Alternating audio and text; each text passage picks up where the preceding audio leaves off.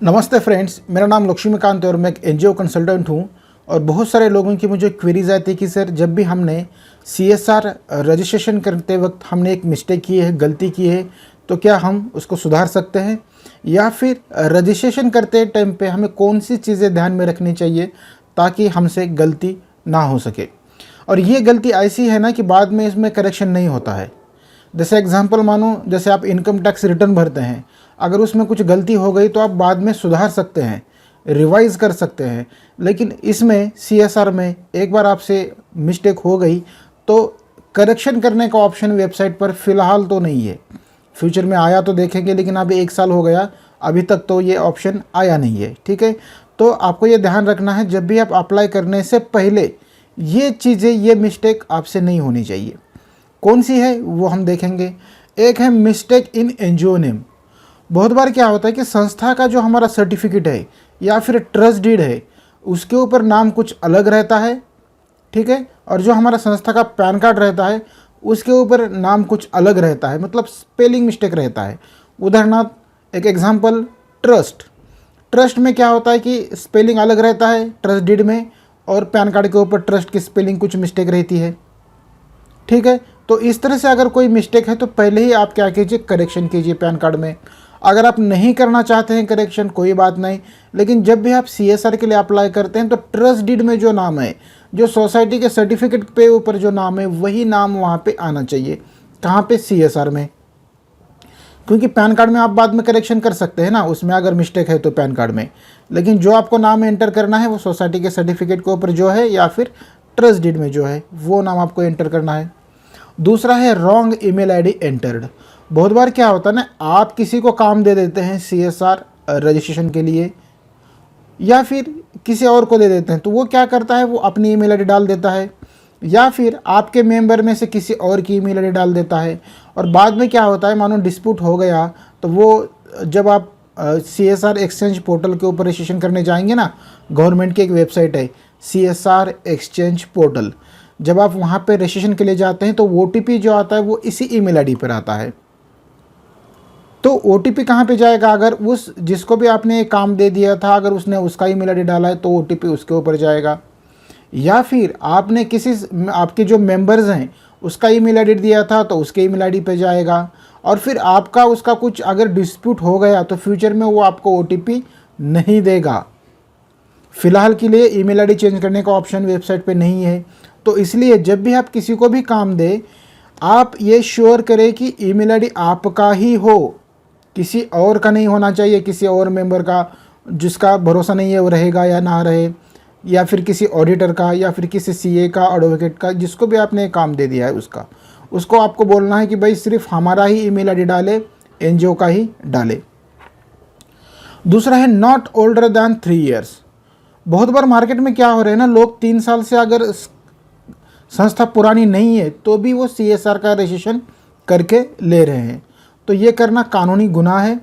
आपको, आपकी संस्था को जब भी 3 साल कंप्लीट हो गए हैं तभी आपको सीएसआर के लिए अप्लाई करना है। उसके पहले अगर आप करते हैं तो एक कानून के नज़रों में गुनाह है और आपको पेनाल्टी भी लग सकती है, पनिशमेंट भी आपको किया जा सकता है। अगर आपको झूठ लगा तो फॉर्म ओपन करके देखिए, वहाँ पे क्लियरली लिखा है कि भाई 3 साल पुरानी संस्था चाहिए। अगर आपने ये गलत इन्फॉर्मेशन दे दिया तो आपको उस सेक्शन के अंदर आपको पनिशमेंट मिलेगी, मतलब पेनल्टी लगेगी। ठीक है, बाकी आपकी मर्ज़ी।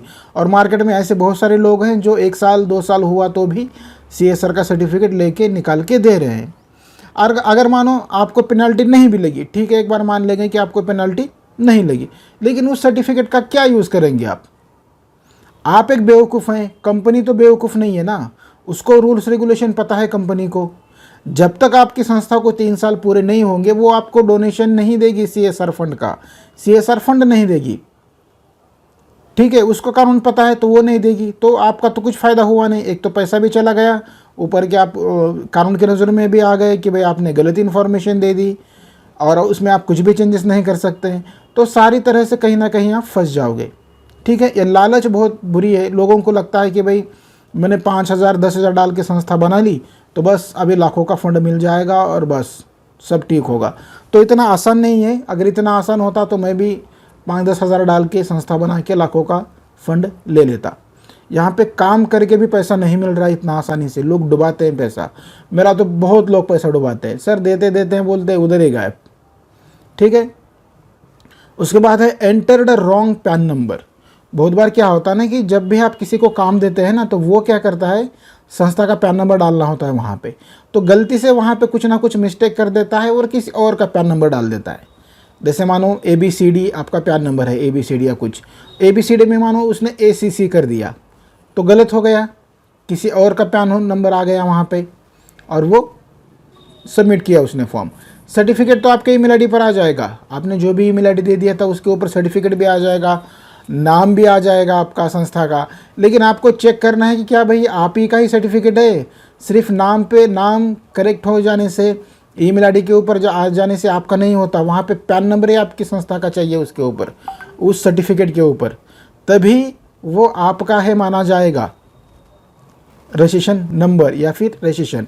ठीक है, अगर उस सर्टिफिकेट के ऊपर आपका अगर पैन नंबर नहीं है ना, तो ये सर्टिफिकेट आपका नहीं है। भले उसके ऊपर आपका नाम हो, आपके ईमेल आईडी पे आया हो, तो आप उसके हकदार नहीं है। ठीक है, और एक मिस्टेक हो सकती है, बहुत बार क्या होता है कि एड्रेस हम गलत डाल देते हैं या फिर गलत पड़ जाता है वहाँ पे CSR सर्टिफिकेट में, मतलब जब भी हम फॉर्म भरते हैं उस टाइम पे। तो एक बार आपने एड्रेस डाल दिया ना, तो उसके अंदर चेंज नहीं होता है एड्रेस। इसलिए आप जब भी किसी को भी काम दे, ये सारी चीज़ें आप ध्यान में रखिए कि भाई उसको बोलिए कि हमने कहीं पे वीडियो देखा है और ये मिस्टेक हो सकती है, तो ये मिस्टेक आप मत कीजिए, उसको आप बोल दीजिए उसको। ठीक है, तो आपको फिर से एक बार रिवाइज़ कर देता हूँ। नाम चेक करना है आपको, ईमेल आईडी आपकी देनी है, 3 साल से ज़्यादा पुरानी संस्था चाहिए आपकी। अगर उसके पहले है और आप फिर भी ले रहे हैं तो एक कानून की नज़र में गुनाह है और उसका आपको कुछ भी फ़ायदा नहीं होगा, आपका पैसा वेस्ट जाएगा।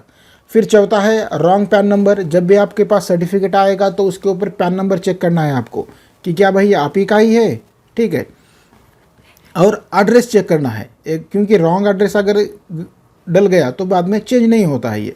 ठीक है, आशा करता हूँ कि आपको वीडियो पसंद आया है। आपको अगर कुछ भी डाउट्स है इस वीडियो में तो आप कमेंट बॉक्स में लिखिए, मैं आपको आंसर देने की ज़रूर कोशिश करूँगा। अगर आपको कुछ गाइडेंस चाहिए तो मैंने मेरा यहाँ पे मोबाइल नंबर दे दिया है, कॉल करके पेड गाइडेंस ले सकते हैं। आपको अगर CSR का रजिस्ट्रेशन लेना है तो हमसे कांटेक्ट कीजिए, हम आपको रिजनेबल रेट में ये रजिस्ट्रेशन करके देंगे। और हम कभी भी फेक प्रॉमिस किसी को नहीं करते हैं, हम कभी भी फंड लेने के लिए, ये करने के लिए, हम बेकार की चीज़ें लोगों को लुभाने के लिए हम कभी भी वीडियो नहीं डालते हैं यूट्यूब पर। लोग क्या करते हैं, किसी फंड का, किसी प्रोजेक्ट का नाम डाल देते हैं, 10 लाख का फ़ंड, 20 लाख का फ़ंड, 50 लाख का फ़ंड, और फिर कंसल्टेशन के नाम पे फिर फीस लेते हैं 2000, 4000, 5000, और वो उधर ही गायब।